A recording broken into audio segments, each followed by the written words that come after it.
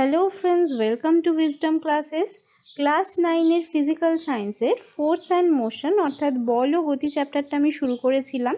আমি বলেছিলাম চ্যাপ্টারটা অনেক বড়, তাই ভিডিওগুলো পার্টে পার্টে আসবে। ফার্স্ট পার্টে আমি স্থিতি ও গতি, নির্দেশতন্ত্র ও নির্দেশবিন্দু এবং বিভিন্ন প্রকারের গতি নিয়ে আলোচনা করেছি। লিঙ্ক তোমরা ডেসক্রিপশন বক্সে পেয়ে যাবে। আজ চলে এসেছি সেকেন্ড পার্ট নিয়ে। আজকে আমি যে টপিকগুলো আলোচনা করব সেগুলো হলো দূরত্ব ও সরণ অর্থাৎ ডিস্টেন্স অ্যান্ড ডিসপ্লেসমেন্ট, দ্রুতি ও বেগ অর্থাৎ স্পিড অ্যান্ড ভেলোসিটি এবং ত্বরণ দ্যাট ইজ অ্যাক্সিলারেশন। প্রথমেই আমরা জেনে নেব দূরত্ব ও সরণ কী। What is distance and displacement? দূরত্ব কি না, আমরা যখন কোথাও যাই তখন আমাদের কিছুটা পথ অতিক্রম করতে হয়। দিক নির্বিশেষে যতটা দৈর্ঘ্যের পথ অতিক্রম করা হলো সেটাকেই বলা হয় দূরত্ব। Distance is the actual length of path travelled by a body irrespective of its direction. বাস্তবে এটা কখনোই সম্ভব নয় যে আমি যেখানে যাব সেই জায়গাটার সাথে আমার বাড়ি একটি সোজা রাস্তা দিয়ে কানেক্টেড এবং আমি সেই সোজা পথ ধরে সেই জায়গায় পৌঁছে গেলাম। বাস্তবে আমাদের পথের বাঁক অনুসরণ করতে হয়, অর্থাৎ আঁকাবাঁকা পথে যেতে হয়। যদি কোনো সোজা রাস্তা দিয়ে যাওয়া সম্ভব হতো তাহলে সেটাই হতো সেই জায়গাটা এবং আমার বাড়ির মধ্যে মিনিমাম ডিস্টেন্স বা ক্ষুদ্রতম দূরত্ব। কিন্তু পথের বাঁক অর্থাৎ ডিটুয়ারের জন্য আমাদেরকে অনেকটা বেশি পথ অতিক্রম করতে হয়। কোথাও যেতে গেলে অরিজিনালি যতটা পথ অতিক্রম করতে হয় সেটাই হচ্ছে দূরত্ব বা ডিস্টেন্স, এবং কোনো কাল্পনিক রেখা দিয়ে যদি আমাদের গন্তব্যস্থল এবং বাড়িকে যোগ করা যায় তাহলে যে মিনিমাম দূরত্বটা পাবো সেটাই হচ্ছে ডিসপ্লেসমেন্ট বা সরণ। তাহলে কোনো বস্তুর অবস্থানের পরিবর্তন হলে কোন পথে বস্তুর অবস্থানের পরিবর্তন হলো তার সাথে সরণের কোনো সম্পর্ক নেই। সরণ নির্ভর করে দুটি জিনিসের ওপর: বস্তুর ফাইনাল পজিশন অর্থাৎ অন্তিম অবস্থান এবং ইনিশিয়াল পজিশন অর্থাৎ প্রাথমিক অবস্থানের ওপর। বস্তুর অন্তিম অবস্থান এবং প্রাথমিক অবস্থানকে কোনো কাল্পনিক সরলরেখা দিয়ে যোগ করলে যে দূরত্বটা পাওয়া যায় সেটাই হচ্ছে বস্তুর সরণ বা ডিসপ্লেসমেন্ট। দূরত্ব একটি স্কেলার রাশি, এখানে দিক বা অভিমুখের কোনো গুরুত্ব নেই, কিন্তু সরণ ভেক্টর রাশি। বস্তুর যে অন্তিম অবস্থান সেই দিকই হলো সরণের অভিমুখ বা দিক। ধরো তোমার স্কুলে যাওয়ার জন্য দুটো রাস্তা আছে। এই ব্লু রাস্তা ধরে গেলে তোমাকে 6 কিলোমিটার হাঁটতে হবে, আর যদি এই গ্রিন রাস্তা ধরে যাও তাহলে তোমাকে 5 কিলোমিটার হাঁটতে হবে। তুমি যে রাস্তা দিয়েই যাও না কেন প্রতি ক্ষেত্রে তোমার সরণ বা ডিসপ্লেসমেন্ট কিন্তু হবে 4 কিলোমিটার, যেটা কিনা তোমার স্কুল এবং তোমার বাড়ির মধ্যে মিনিমাম ডিস্টেন্স, এবং এই স্ট্রেট লাইন দিয়ে সেটা দেখানো হয়েছে। দূরত্ব এবং সরণের মধ্যে একটা ইম্পর্টেন্ট ডিফারেন্স হলো যে দূরত্ব কখনো 0 হতে পারে না, কিন্তু ডিসপ্লেসমেন্ট বা সরণ 0 হতে পারে। এই এক্সাম্পলটা দিয়ে সেটা বোঝার চেষ্টা করো যে যখন তুমি স্কুলে যাচ্ছ তখন তোমার ফাইনাল পজিশন হচ্ছে স্কুল এবং ইনিশিয়াল পজিশন হচ্ছে তোমার বাড়ি। তাহলে বাড়ির রেসপেক্টে দেখতে গেলে তোমার সরণ বা ডিসপ্লেসমেন্ট হলো 4 কিলোমিটার। এবার বিকেলে যখন তুমি আবার বাড়ি ফিরে আসছো তখন তোমার বাড়ির রেসপেক্টে ডিসপ্লেসমেন্ট দেখতে গেলে সেটা হয়ে যাবে 0, কারণ তুমি সকালেও ছিলে বাড়ি এবং বিকেলেও ফিরে এলে বাড়িতে, অর্থাৎ ইনিশিয়াল পজিশন এবং ফাইনাল পজিশন দুটোই সেম। কিন্তু তুমি স্কুলে যাতায়াতের পথে তুমি যদি এই পথ ধরে যাও তাহলে তুমি দেখা যাবে যে তুমি 6 কিলোমিটার এবং যেতে 6 কিলোমিটার আসতে 6 কিলোমিটার, টোটাল 12 কিলোমিটার রাস্তা অতিক্রম করেছো। এই যে অতিক্রান্ত দূরত্ব এটা 12 কিলোমিটার, এটা কখনো 0 হতে পারবে না, কিন্তু ডিসপ্লেসমেন্ট 0 হবে। এর কারণ হলো যে অতিক্রান্ত দূরত্ব একটি স্কেলার রাশি। কোন দিকে যাচ্ছ সেটা ম্যাটার করছে না, কতটা দূরত্ব অতিক্রম করছো সেই পাথ লেন্থটাই এখানে ইম্পর্ট্যান্ট। কিন্তু ডিসপ্লেসমেন্ট একটি ভেক্টর রাশি। সকালে তোমার ডিসপ্লেসমেন্ট স্কুলের দিকে হয়েছিল 4 কিলোমিটার, কিন্তু বিকেলে যখন আবার বাড়ি ফিরে এলে তখন তোমার আর কোনো ডিসপ্লেসমেন্ট বাড়ির রেসপেক্টে হলো না, তাই এক্ষেত্রে ডিসপ্লেসমেন্ট হয়ে গেল 0। এবার জেনে নেব দ্রুতি ও বেগ কী। What is speed and velocity? Speed কি না, কোথাও যেতে গেলে যে দূরত্বই অতিক্রম করা হোক না কেন কিছুটা সময় লাগবে। তো একক সময় কোনো বস্তু যে দূরত্ব অতিক্রম করে সেটাই হলো বস্তুটার দ্রুতি। Speed of a body is the distance covered by the body in unit time. সুতরাং speed equals to distance travelled অর্থাৎ অতিক্রান্ত দূরত্ব বাই সময়। বেগ বা ভেলোসিটি কি? একক সময় বস্তুর সরণকে বেগ বলে। Velocity is the displacement of a body in unit time, অর্থাৎ কোনো নির্দিষ্ট দিকে বস্তু একক সময় যতটা দূরত্ব অতিক্রম করে সেটাই হচ্ছে বস্তুর বেগ বা ভেলোসিটি। বেগ ইকুয়ালস টু সরণ বাই সময়। সরণ যেহেতু একটি ভেক্টর রাশি, তাই একক সময় সরণ যদি বেগ হয়, বেগও একটি ভেক্টর রাশি হবে এবং সরণের অভিমুখী হবে বেগের অভিমুখ।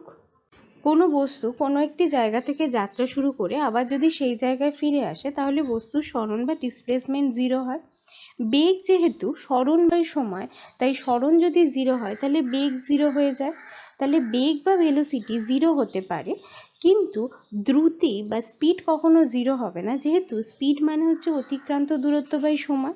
এবার অতিক্রান্ত দূরত্বের সবসময় যেহেতু একটি মান থাকে, সেটা জিরো হতে পারে না, তাই স্পিড বা দ্রুতিও কখনো জিরো হয় না। নেক্সট হলো দ্রুতি এবং বেগের একক ও মাত্রা। Unit and dimension of speed and velocity. Speed আর ভেলোসিটি যাই পরিমাপ করি না কেন, আমরা একক সময় কিছুটা দৈর্ঘ্য পরিমাপ করছি আসলে। তাহলে এসআই একক হচ্ছে metre per second, large unit হচ্ছে কিলোমিটার পার আওয়ার, যেটা বেশি ইউজ হয়। সিজিএস একক হলো সেন্টিমিটার পার সেকেন্ড। মাত্রা বা ডাইমেনশন হবে capital L divided by capital T, that is length divided by time. এবার টিটা নিউম্যারেটারে যখন যাবে, অর্থাৎ লবে যখন যাবে, তখন টি এর পাওয়ার 1 থেকে হয়ে যাবে -1, তাহলে ডাইমেনশন হয়ে গেল এল টি টু দি পাওয়ার -1। এটাকে M to the power 0, L to the power 1, T to the power -1 এভাবেও লেখা যায়। এম টু দি পাওয়ার 0 মানে আসলে সেটা 1, আর এল টু দি পাওয়ার 1 লেখা যায়, আর শুধু এল লেখাও তাই এভাবেও লিখতে পারো, আবার এভাবেও লিখতে পারো। দ্রুতি বা স্পিড কি সেটা একটু আগেই আমরা জেনেছি, যে কোনো বস্তু একক সময় দিক নির্বিশেষে যতটা দূরত্ব অতিক্রম করে সেটাকেই বস্তু দ্রুতি বা স্পিড বলে। এবার আমরা সমদ্রুতি বা ইউনিফর্ম স্পিড কি সেটা দেখে নেব। দেখো, কোনো বস্তু যদি সমান সময় ব্যবধানে সমান দূরত্ব অতিক্রম করে তাহলে ওই বস্তুর দ্রুতিকে বলে সমদ্রুতি। If a body covers equal distances in equal intervals of time, then the speed of the body is said to be uniform speed. দেখো, এখানে একটি বস্তু প্রথম 1 ঘন্টায় এ থেকে বিতে 5 কিলোমিটার গেছে, পরবর্তী 1 ঘন্টায় বি থেকে সিতে গেছে 5 কিলোমিটার, এবং তার পরবর্তী 1 ঘন্টায় সি থেকে ডিতে গেছে 5 কিলোমিটার। বি এবং সিতে বস্তুটির দিক পরিবর্তন করেছে, কিন্তু দ্রুতি বা স্পিড নির্ণয়ের ক্ষেত্রে যেহেতু দিকের কোনো গুরুত্ব নেই, তাই এখানে যেহেতু বস্তুটি ইকুয়াল ইন্টারভ্যাল অফ টাইমে ইকুয়াল ডিস্টেন্স অতিক্রম করেছে, তাই বলা যেতে পারে বস্তুটি এ থেকে ডিতে 5 কিলোমিটার পার আওয়ার ইউনিফর্ম স্পিডে গেছে। অসমদ্রুতি বা নন ইউনিফর্ম স্পিড কি হবে তাহলে? কোনো বস্তু যদি সমান সময়ের ব্যবধানে ভিন্ন ভিন্ন দূরত্ব অতিক্রম করে তাহলে ওই বস্তুর দ্রুতিকে অসমদ্রুতি বলে। If a body covers unequal distances in equal intervals of time, then the speed of the body is said to be non-uniform speed. এখানে দেখো, একটি বস্তু এ থেকে বিতে প্রথম 1 ঘন্টায় গেছে 5 কিলোমিটার, পরবর্তী 1 ঘন্টায় বি থেকে সিতে গেছে 4 কিলোমিটার, এবং তার পরবর্তী 1 ঘন্টায় সি থেকে ডিতে গেছে 9 কিলোমিটার। তাহলে এখানে ইকুয়াল টাইম ইন্টারভেলে বস্তুটি আলাদা আলাদা দূরত্ব অতিক্রম করেছে। এক্ষেত্রে বস্তুটি এ থেকে ডিতে তাহলে নন ইউনিফর্ম স্পিডে গেছে। তাহলে এ থেকে ডিতে যেতে বস্তুটির স্পিড কত ছিল সেটা জানার জন্য আমাদের এখানে অ্যাভারেজ স্পিড বা গড় দ্রুতি বার করতে হবে। অ্যাভারেজ স্পিড বার করতে গেলে যেটা করতে হয়, মোট অতিক্রান্ত দূরত্ব বাই মোট সময়। তো এ থেকে ডিতে যেতে বস্তুটি যে দূরত্ব অতিক্রম করেছে সেটা হচ্ছে 5 + 4 + 9 অর্থাৎ 18 কিলোমিটার, এবং এই দূরত্ব অতিক্রম করতে বস্তুটির সময় লেগেছে 3 ঘন্টা। তাহলে এক্ষেত্রে বস্তুটির অ্যাভারেজ স্পিড বা গড় দ্রুতি হলো 6 কিলোমিটার পার আওয়ার।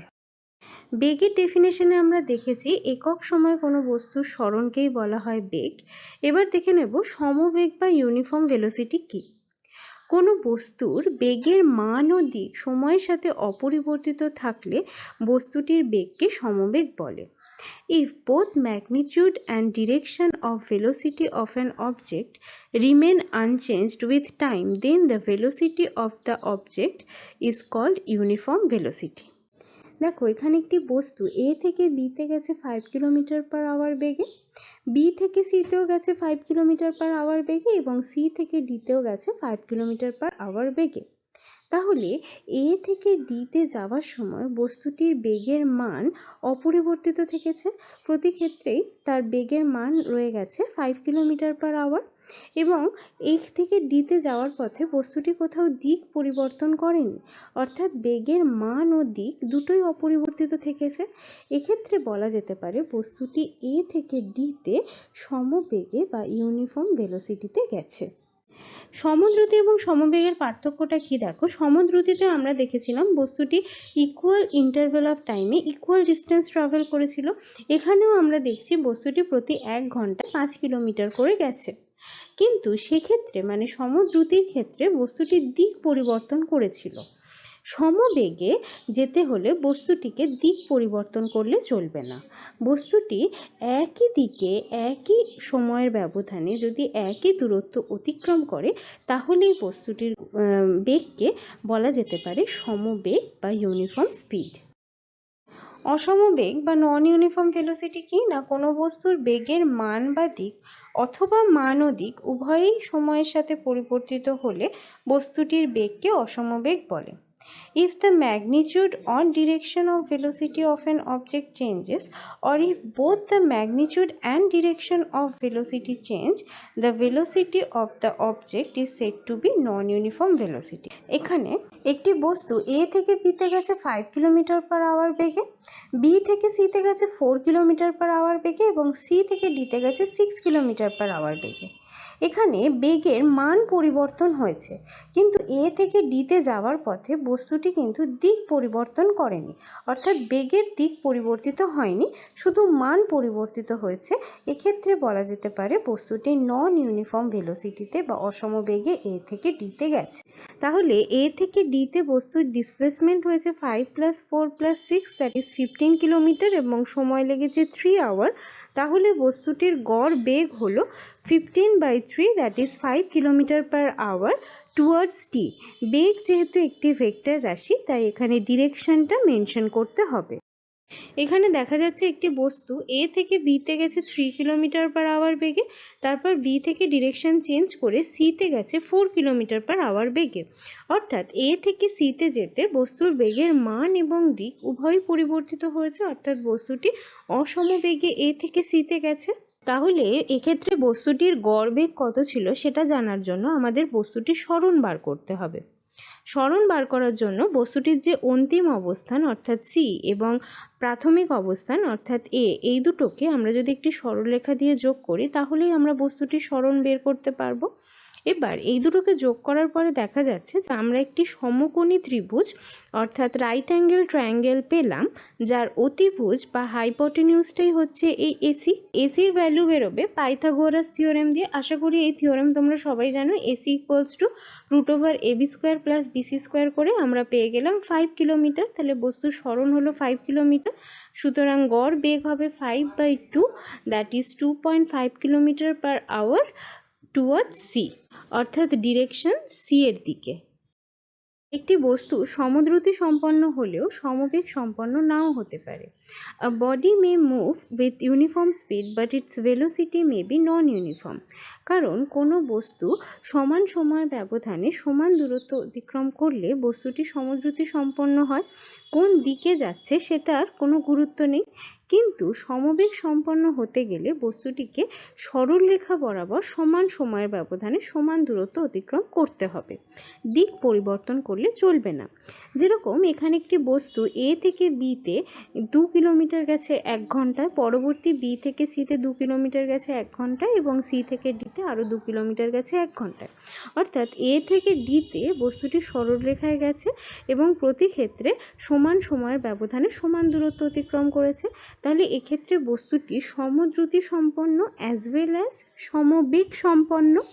বৃত্তাকার পথে কোনো বস্তু সমান সময়ের ব্যবধানে সমান দূরত্ব অতিক্রম করলে বস্তুটিকে সমদ্রুতি সম্পন্ন বলা গেলেও সমবেগ সম্পন্ন বলা যাবে না, কারণ এক্ষেত্রে বস্তুটির দিক প্রতি মুহূর্তে পরিবর্তিত হচ্ছে। প্রতি মুহূর্তে বস্তুটির দিক থাকছে বৃত্তের ট্যানজেন্ট বা স্পর্শক বরাবর। বস্তুটি বৃত্তের যেখানে অবস্থান করছে সেখানে যদি ট্যানজেন্ট বা স্পর্শক আঁকা যায় তাহলে সেই স্পর্শকের দিকই হবে সেই মুহূর্তে বস্তুটির গতির অভিমুখ। তাৎক্ষণিক বেগ বা ইনস্ট্যান্টেনিয়াস ভেলোসিটি কি না, কোনো গতিশীল বস্তু যার বেগ ক্রমশ পরিবর্তিত হচ্ছে তার গতিপথে যে কোনো একটি মুহূর্তে বা ইনস্ট্যান্টে যদি বেগ নির্ণয় করা হয় তাহলে সেই বেগকেই বলা হয় তাৎক্ষণিক বেগ বা ইনস্ট্যান্টেনিয়াস ভেলোসিটি। যদি দিকের উল্লেখ না থাকে তাহলে সেটাই হয়ে যাবে তাৎক্ষণিক দ্রুতি বা ইনস্ট্যান্টেনিয়াস স্পিড। গাড়িতে যে স্পিডোমিটার থাকে সেখানে আসলে এই ইনস্ট্যান্টেনিয়াস স্পিডই কিন্তু পরিমাপ করা হয়।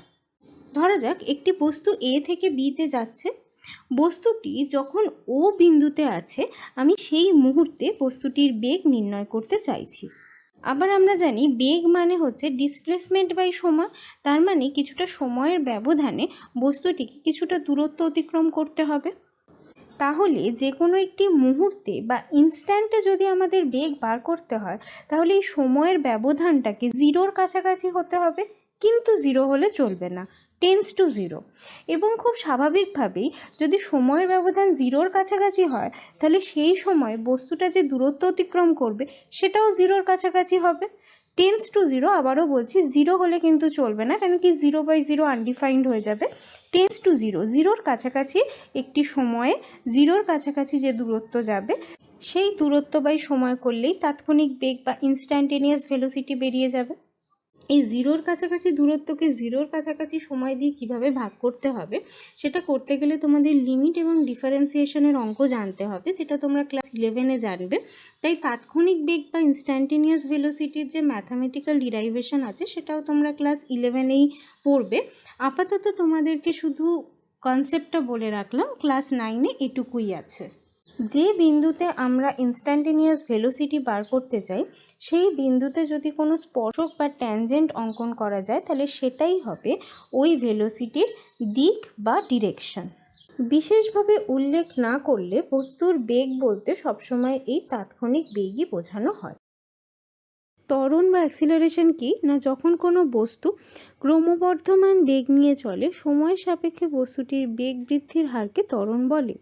When the velocity of a moving body increases with time, the rate of change of velocity is called its acceleration. অর্থাৎ বস্তুর বেগ ক্রমশ বৃদ্ধি পেলে বলা যেতে পারে বস্তুটি ত্বরণ নিয়ে চলছে বা অ্যাক্সিলারেশন হচ্ছে বস্তুটির। ত্বরণ বা অ্যাক্সিলারেশন ইকুয়ালস টু বেগের পরিবর্তন বাই সময়। বেগ যেহেতু একটি ভেক্টর রাশি এবং এখানে বেগের পরিবর্তন পরিমাপ করা হচ্ছে তাই ত্বরণও একটি ভেক্টর রাশি এবং বেগের অভিমুখই হলো ত্বরণের অভিমুখ। মন্দন বা রিটার্ডেশন ঠিক ত্বরণের অপোজিট, অর্থাৎ যখন কোনো বস্তু ক্রমহ্রাসমান বেগ নিয়ে চলে সময়ের সাপেক্ষে বস্তুটির বেগ হ্রাসের হারকে মন্দন বলে।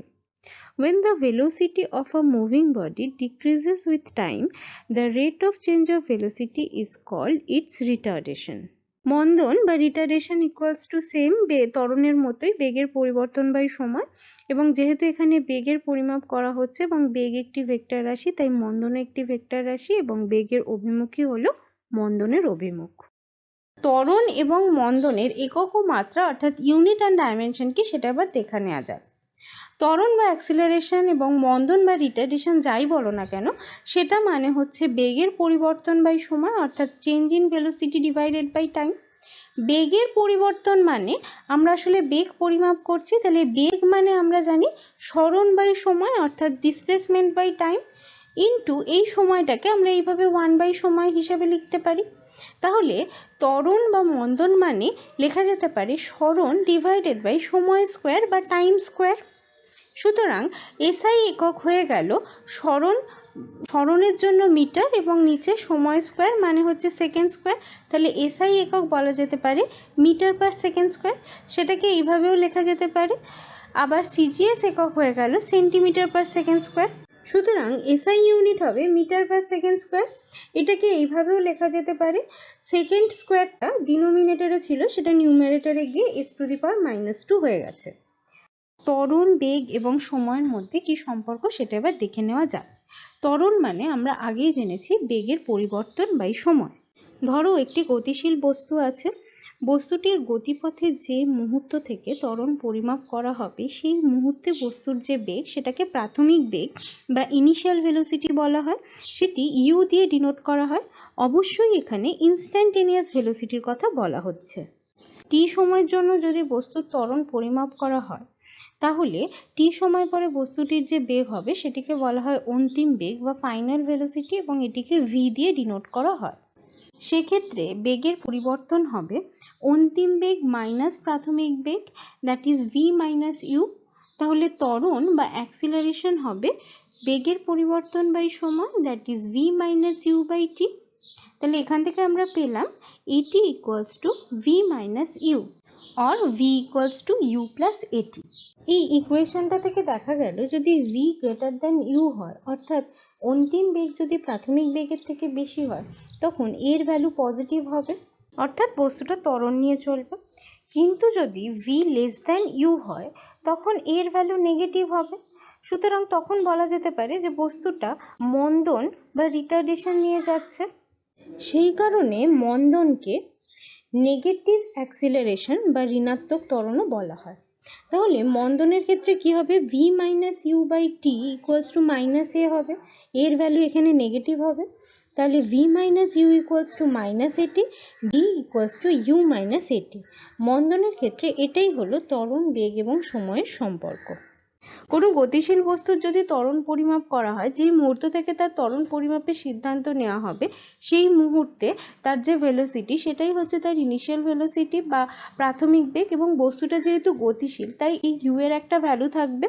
কিন্তু যদি কোনো বস্তু স্থির অবস্থা থেকে যাত্রা শুরু করে এবং তার বেগ ক্রমশ পরিবর্তিত হয়, তাহলে বস্তুটার প্রাথমিক বেগ বা initial velocity U equals to হয়ে যাবে 0, এবং ইউ যদি 0 হয় তাহলে এখান থেকে আমরা পেয়ে যাচ্ছি যে ভি ইকুয়ালস টু হবে এটি। সমত্বরণ বা ইউনিফর্ম অ্যাক্সিলারেশন কি? ত্বরণ মানে আমরা জানি বেগের পরিবর্তন। এবার যদি একই সময়ের ব্যবধানে কোনো বস্তুর বেগের পরিবর্তন সবসময় সমান হয় তবে ওই বস্তুর ত্বরণকে বলা হয় সমত্বরণ। If the change in velocity of an object at the same time interval is always equal, then the acceleration of that object is called uniform acceleration. সমত্বরণের একটি এক্সাম্পল দেখা যাক। ধরো একটি গাড়ি সোজা পথে চলেছে, এ পয়েন্টে তার ইনস্ট্যান্টেনিয়াস ভেলোসিটি হলো 10 metre per second. After 10 second সে বি পয়েন্টে যখন পৌঁছলো তখন তার ভেলোসিটি হলো 20 মিটার পার সেকেন্ড। এ থেকে বিতে যদি বস্তুটির অ্যাক্সিলারেশন পরিমাপ করা হয় তাহলে তার প্রাথমিক বেগ ইউ ইকুয়ালস টু হবে 10 মিটার পার সেকেন্ড এবং final velocity V equals two হবে 20 মিটার পার সেকেন্ড। তাহলে এই ইকুয়েশনে বসিয়ে আমরা পেলাম বস্তুটির অ্যাক্সিলারেশন হলো 1 মিটার পার সেকেন্ড স্কোয়ার। ত্বরণ যেহেতু একটি ভেক্টর রাশি তাই এখানে দিক নির্দেশ করতে হবে। তো এখানে বস্তুটার ত্বরণ কোন দিকে হয়েছে, বি এর দিকে, তাহলে ডিরেকশন হবে টুয়ার্ডস বি। এবার পরবর্তী 10 সেকেন্ডে বস্তুটা যদি সি পয়েন্টে গিয়ে থাকে তাহলে বি থেকে সিতে অ্যাক্সিলারেশন পরিমাপ করলে বি পয়েন্টে যে ভেলোসিটি সেটা এখন হয়ে যাবে তার ইনিশিয়াল ভেলোসিটি। আগে যেটা ফাইনাল ভেলোসিটি ছিল সেটা এখন হয়ে গেল ইনিশিয়াল ভেলোসিটি। তাহলে ইউ এর জায়গায় 20 মিটার পার সেকেন্ড আর সি পয়েন্টে যে ভেলোসিটি সেটা হচ্ছে তার final velocity, that is 30 metre per second. সেটা ভি এর জায়গায় বসিয়ে বস্তুটার অ্যাক্সিলারেশন পেলাম 1 metre per second square. Direction হবে টুয়ার্ডস সি।